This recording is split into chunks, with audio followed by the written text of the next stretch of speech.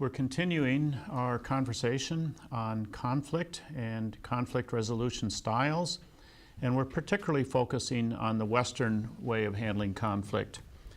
And we have talked about the 5 ways in which Westerners tend to handle conflict, either giving in and accommodating, or another style to withdraw and avoid conflict. Sometimes compromise is the best way forward, where each side gives up a little in order to get what's most important for them. Problem solving, carefronting, or collaboration is another style of handling conflict in which both sides win and get what they want through creative conversation. And then the other one is the win-lose, or the competing style of handling conflict, where one person tries to win and therefore the other person must lose. And if that person takes that style on a frequent basis, then they have this reputation of always needing to win in any kind of conflict situation. And then we looked at assumptions that were embedded or inherent in each of these styles. And in each of these styles, one can use them if the conditions are right. So if the situation is of this nature, this style will work best in order to manage the conflict so it doesn't become a problem, it doesn't cause alienation or anger or defensiveness. What I do want to do, however, in this session is to talk about a way of handling conflict that isn't on this chart, but it actually is a variation of this style. And what I want to do then is to talk about the win-lose person and to see what happens if you're around the win-lose person over a period of time. Remember that in the win-lose position, one person has a strong need always to win, and whoever the other person is must lose or walk away from the situation. I grew up in a small church where a couple of the men that I knew were very strongly opinionated. They always felt that it was important that they have the right perspective, and they believed that their opinions and their suggestions and their ideas were always right, were always best. We would call them egocentric in some ways. My way is the best way. But then they would argue for these positions and debate. And one of the things one of the questions that might be important to ask is, how do people try to win over others? Well, sometimes you can use guilt. Say, well, you're not so smart, you know, or you didn't have this kind of education, or you were wrong. Remember when you were wrong? Well, the assumption is if you were wrong back there, now you're wrong again. Or sometimes we use silence. That's often used by women, I think, more than men, but men can use it as well. But silence, and I'm not going to talk to you until you agree with me, till you give in, you do what I want to do. If you're big and strong, you can use physical force and force something on the other person. Sometimes we try to intimidate people, lording it over them and using fear tactics. Sometimes we can threaten them. We might threaten with children by saying, you know, I'm not going to let you come home, or I'm going to send you away to live somewhere else. So we use these threatening tactics, or however it works out in those situations. Sometimes we even use the Bible. We say, well, you know, I prayed this morning and this is what God told me. That should end the conversation. You know, God gets the final word, doesn't he? If God told you, who can argue with that? That's sort of the final big argument for winning. When people would sometimes do that with me, I would say, how did you know it was God speaking to you and not heartburn? You know, maybe you had too much pizza last night and you mistake God's word for stomach problems. So we have these ways of intimidating. At any rate, this particular father in our church was, his children were about the same age as I was.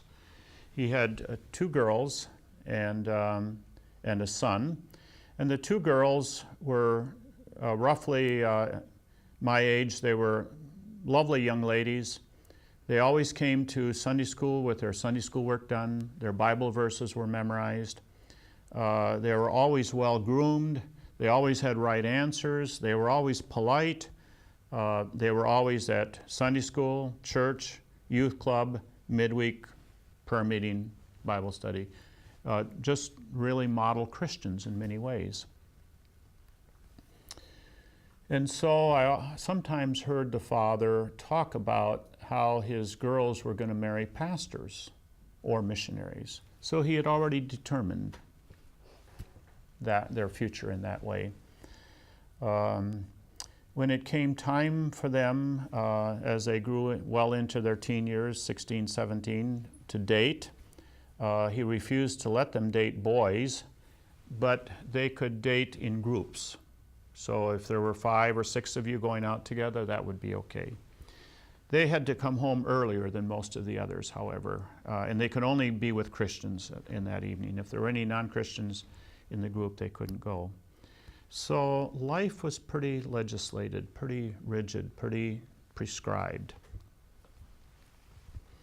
Now this father also took this position of win-lose. And so in all of life, he was right.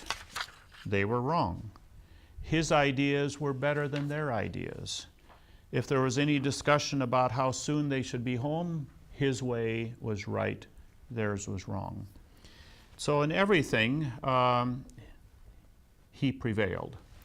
And when you're in that situation, and that goes on for years and years and years now, even into your young adult years of 16, 17, and 18, that starts to have an effect on you.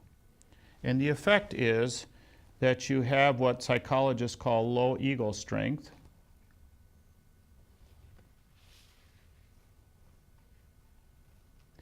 Or low self-esteem.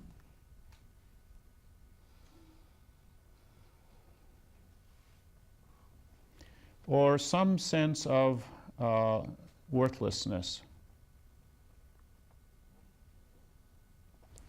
So you feel worthless. You're never right. You can't be right. And pretty soon you just feel like there's no way that your opinion, your ideas are going to be good or good enough, not for this important person in your life, this father. And the mother was sort of the quiet, silent partner in this whole thing. And I watched this situation for quite a long time.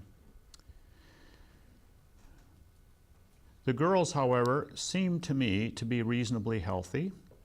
And eventually they came to high school graduation. The older one was taller and quite thin and not quite as attractive as the other one, but still a lovely person. And my parents and I went to her graduation, and she got her certificate and everything. And there was celebration, and I remember her parents saying to her, her father saying to her, "Now come home because we have a party for you." And she says, "I'll be home soon." Well, we went to the place and we waited and we waited and we waited. She didn't come. So we drove up to the school and nobody was there. The town was small, so we drove around because maybe she was with friends or something. Couldn't find her. They eventually, late in the day then, maybe 3-4 hours late after the graduation, they went into her room and realized that her suitcases were gone. She had packed her bags. She had put them somewhere the night before. She had actually put them in her boyfriend's car. Her boyfriend was a non-Christian. He was not only a non-Christian, but he was known as a person who used drugs, a person who used alcohol, and lived a very reckless, very abandoned, raucous kind of life. They had forbid her to see him, but now she's gone. And they had to file a report with the police, and the police said, well, we can only do something after 24 hours. By that time, they were in another state. Because she went willingly, and they could see that she had planned it, the police could do nothing. It took a year and 6 months before they found her and she was willing to speak with them. But they finally made contact. But they had no reason to believe that anything bad had happened to her. But in this time, she had made a whole different kind of life, abandoned all of her Christian faith, and was living a pretty 60s kind of life. And the 60s in America were pretty bad. Well, I remember the father saying months later in church, we think the devil got a hold of her, and it was just more than we could handle. And I remember thinking to myself, I wonder if it was only the devil that contributed to this problem. Well, the other young girl was graduating a year later. She was a wonderful, attractive young lady, again, more quiet than her older sister. And everybody knew she was going to be the perfect wife, the perfect Christian, the perfect young lady, the perfect everything. She just seemed to have everything all together. Properly dressed, articulate, smart, etc. And nobody ever dreamed that anything would go wrong.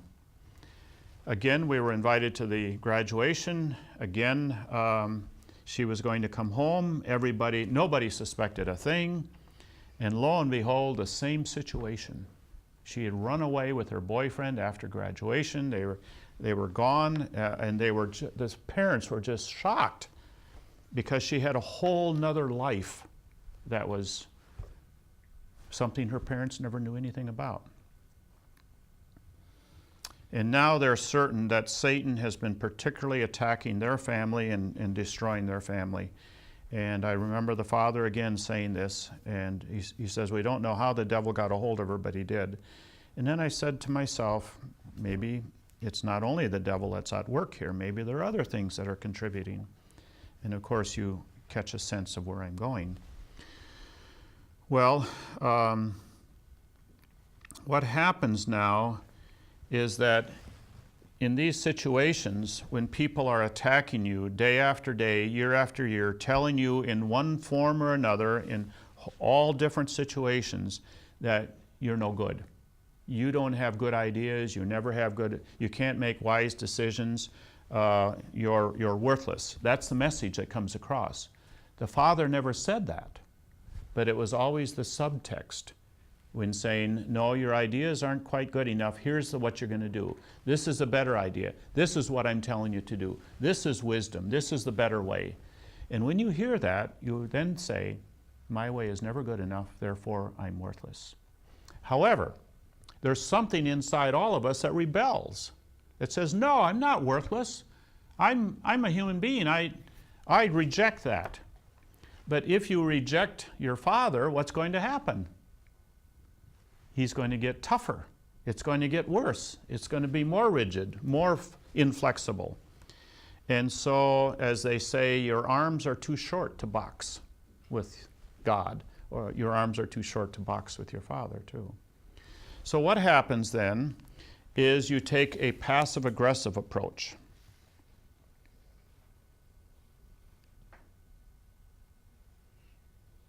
And in the passive-aggressive approach, you give the appearance that you're doing what people want you to do. You go through the day and you say, yes, Father, and you do this. And sometimes you make a little remark and your father says, no, that's not a good thing to say, and you say, oh, yes, I'm sorry. But that remark at least gives you some sense that you can express yourself. But the older girl did some of that some of the time, but the younger girl never did. She was just always this perfect young lady. And so you give the appearance that you are being what the authority figure wants you to be. But underneath, you're fighting. Underneath, there's anger and resentment. So you're fighting back in order to protect your ego, and you are angry because somebody is attacking you, attacking your ego, attacking your personhood, eroding, destroying your dignity as a human being. There is nothing more sensitive than for somebody to dehumanize you. Your parents probably remember that from communist days. Some of us remember it from parenting days. Some of us remember from a controlling supervisor or boss. My wife wants to write a book, Leaders I Have Known from Hell. Now, here's what's really interesting about that book. She has all these people who want to volunteer to write a chapter. When she tells them this, she wants to write this book, of course, she's saying it in jest, but she has all these people that want to write. So you take a passive-aggressive approach. Passive at the surface, but aggressive beneath the surface. And so this anger is there, and it continues and it develops into resentment. And your resentment is towards the person who's causing you this terrible feeling, this feeling that you're worthless, and you have to fight that feeling. This feeling that I have no sense of self-worth, self-esteem, and that I have a right to a voice. I have a right to an opinion, and I have a right to be heard. And when when your authority figures are denying that, that's a very painful thing, and so you want to fight back. But if you fight back openly, you get crushed, you get smashed, you get oppressed. So the resentment comes. Now, with the resentment, there's fear. So you have this idea that you need to fight for your dignity, but the fear is that if you fight openly, things will get worse. And if that actually the situation now will get worse if you fight openly. So now you have to fight beneath the surface, and you are now deceptive. You're deceiving the authority figure because it's your only survival strategy. It's all you can do to somehow hold your dignity and live reasonably well at the same time. Well, eventually, so now this passive-aggressive approach is taken because of this situation. Eventually, you come to a point of power. I think it was Igor that says that much of the conflict that comes is because of the need for power and control. You are powerless, and that's part of the whole situation here, to do anything about it. You can't fire your father. You can't dismiss him. You can't send him away. So you're powerless. You can't change his habits or his way of communication, so you're powerless. And that makes things difficult. So the only way you can fight is beneath the surface, going underground. And all the time you're fighting, but all the time you're pretending that you're this good person that the authority figure wants. The point of power is, in America at least, when you graduate from high school. Now you can go into the military, you can get a job, you can usually have a driver's license about a year before you graduate. So graduation now is your point at which you become more of an independent person. And in this situation, then, your point of power allows you to have open rebellion.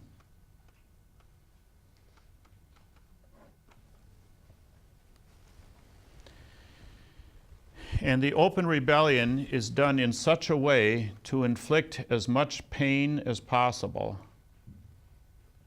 on the person who was hurting you, robbing you of your dignity and your sense of self-worth.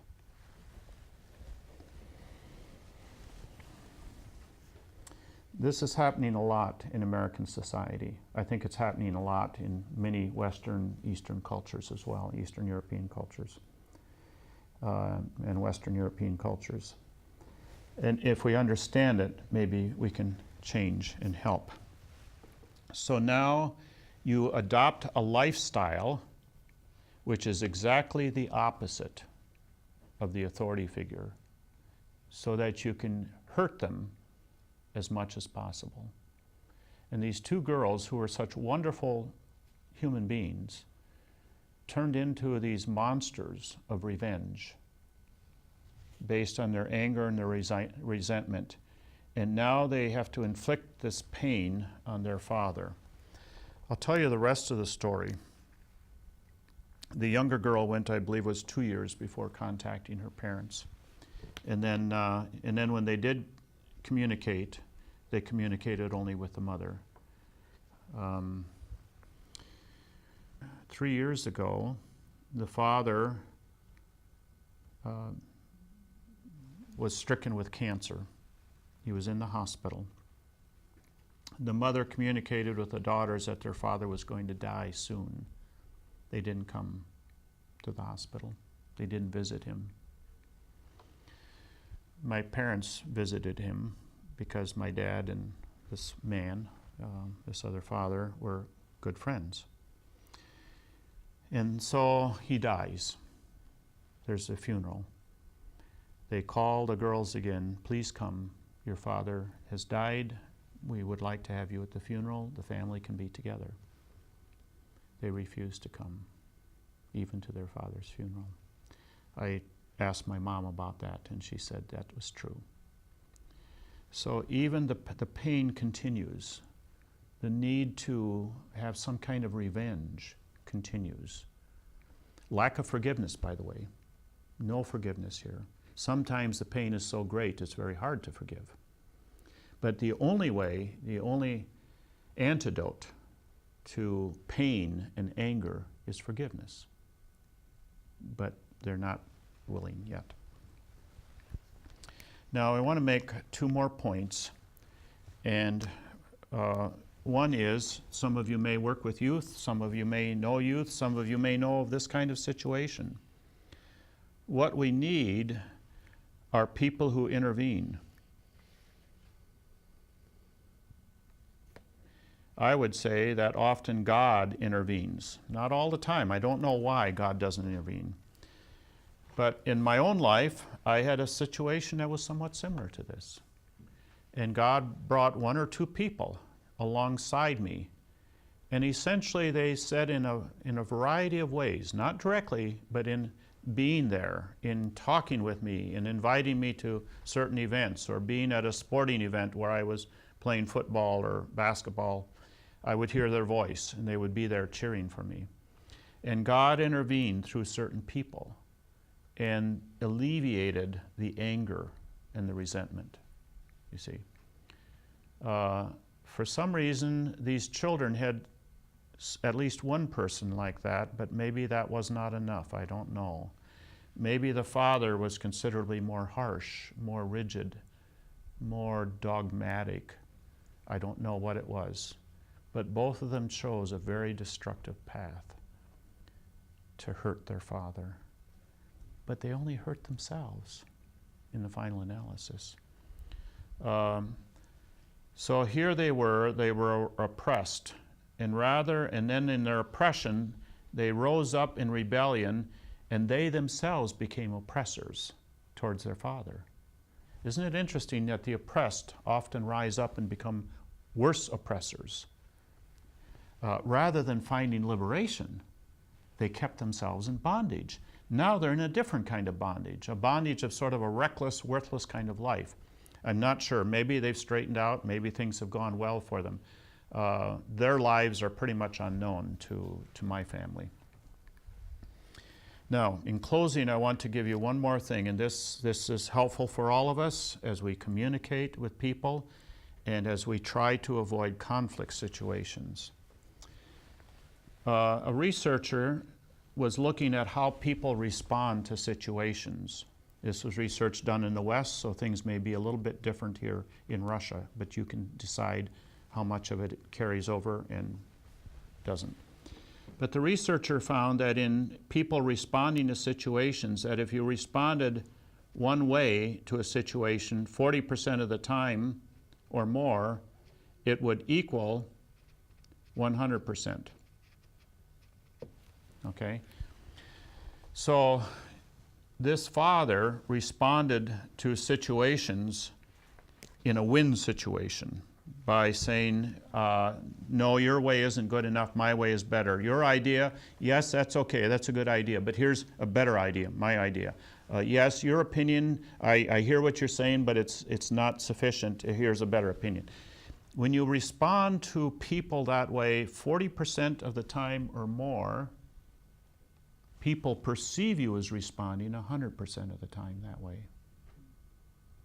And so they say, you always, or you never. Now, then you come back and say, no, it's not always. No, it's not never. Remember 2 days ago? You know, and then you have an exception. But the fact is, it feels that way. So when we respond, and the most frequent response in the West, at least in America, is the evaluative response. Right and wrong, good or bad, agree or disagree. So when you have an evaluative response, and that's pretty much all the father gave to his children, they realized that he was evaluating them everything, and they were always lesser. They were always wrong. They were always defective. They never measured up. And that is a very painful way to live under authority. And so they took this passive-aggressive approach. And that is a variation of this withdrawing or avoidance. It looks like you're avoiding conflict, but in fact, underneath, you're fighting, but you're fighting for your dignity and your sense of worth and your sense of value as a human being. A place on this earth, a voice that's respected, a voice that's heard, a voice that has some intelligence and reason to it. While we continue being a benevolent project, your kind donations will continue to be vital in fulfilling the calling of TFS ministry. We do count on your gracious support and cooperation. For detailed information, visit www.tvseminary.com.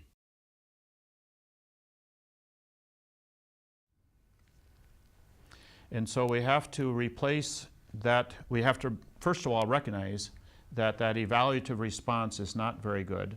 And actually, we can respond 40% of the time by giving in. And they'll perceive that you give in 100% of the time. And so then when you do draw a line in the sand, create a boundary, they say, oh, you don't mean it, because 40% of the time you don't mean it or more. But this is the most damaging one, where we're constantly in an evaluative relationship, pointing out where you're wrong, where you're defective, where my way is better, my way is smarter, my way makes more sense. This is particularly important with our children, but also with our spouse, with our relatives, our friends, our roommates, our colleagues at work, etc. Here's a conflict situation that is so highly explosive. Now, the passive-aggressive person is the most difficult one to deal with, because they're very good at avoiding conflict. They say, oh, you misunderstood. No, you don't get it. You don't I didn't mean that. And so they can avoid conflict. So it takes a lot of conversation. And what they're doing is that they're responding to you out of fear, because if you have some authority over their life, they'll try to avoid the appearance that they're fighting you.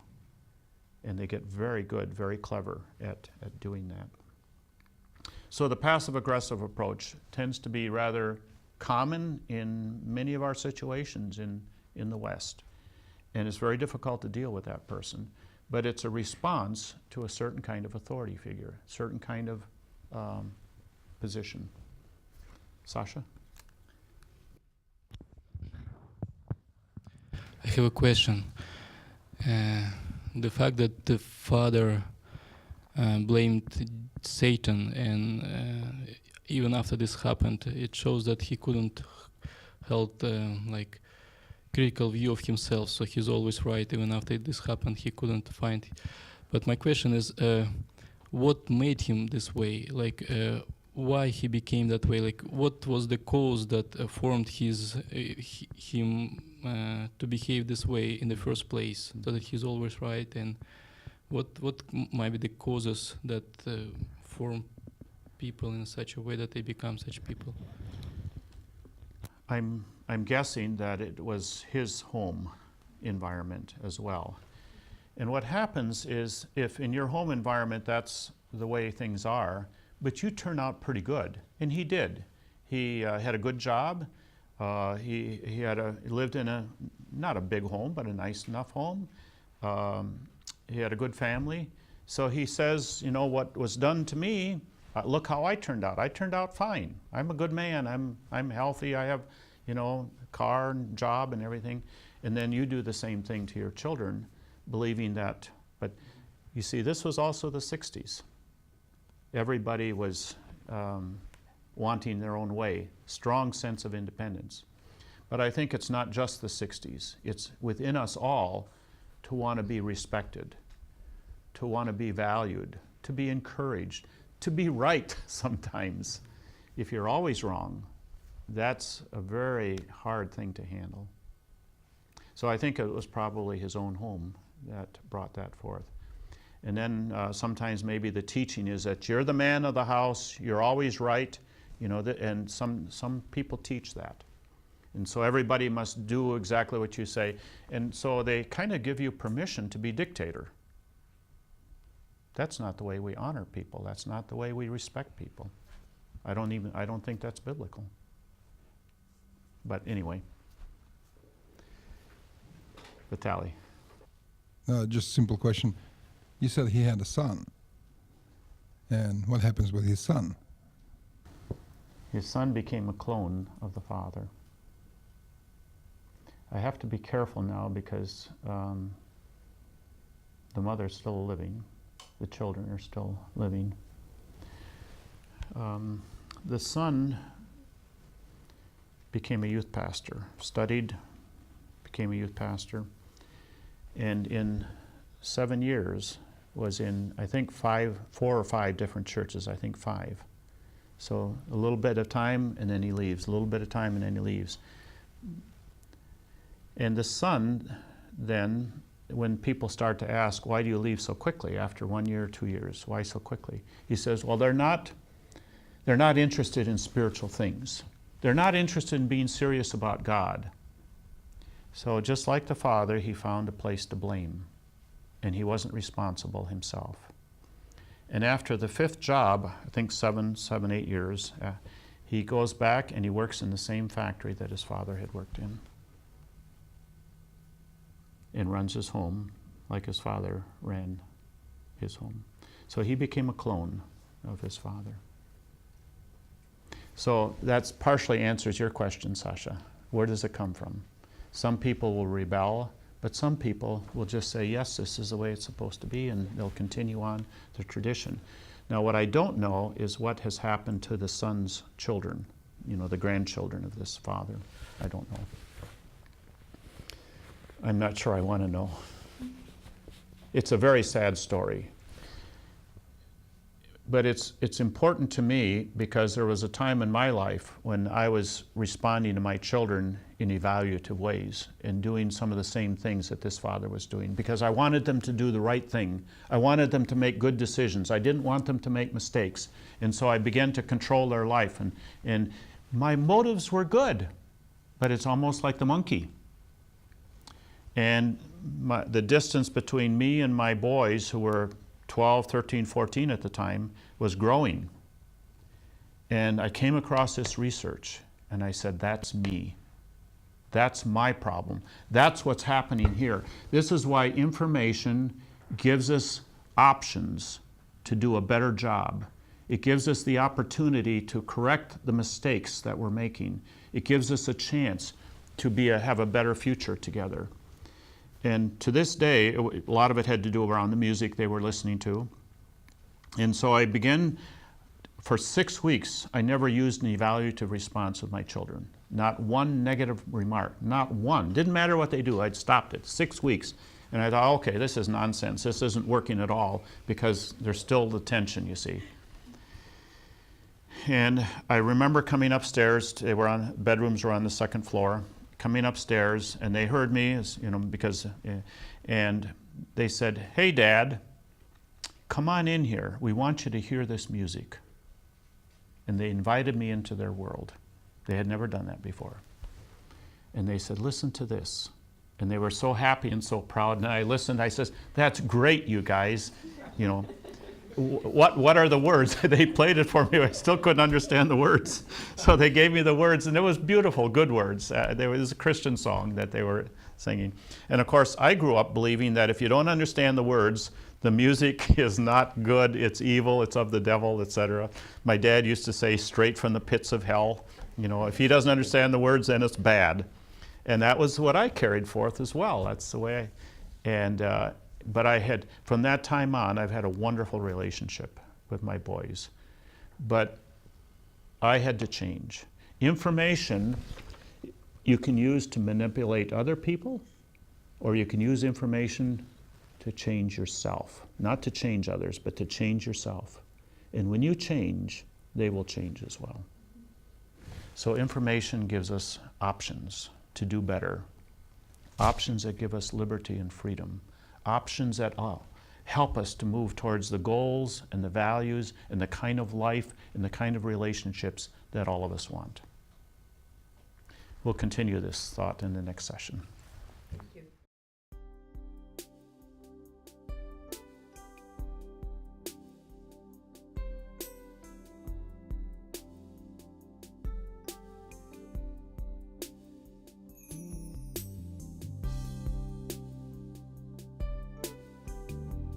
Now he who supplies seed to the sower and bread for food will also supply and increase your store of seed, and will enlarge the harvest of your righteousness. You will be enriched in every way, so that you can be generous on every occasion, and through us, your generosity will result in thanksgiving to God. 2 Corinthians chapter 9, verses 10, 11. How to give to TVS Ministry. You may give online at efca.org/givenow. In the description place, write Russia Distance Learning, account number 24109-0150. Or make checks out to EFCA. Write on the check memo line, Russian Distance Learning, account number 24109-0150. Mail to EFCA Donor Services, 901 East 78th Street, Minneapolis, Minnesota, 55420-1300. Or send your gift through PayPal for tvs.gift@gmail.com.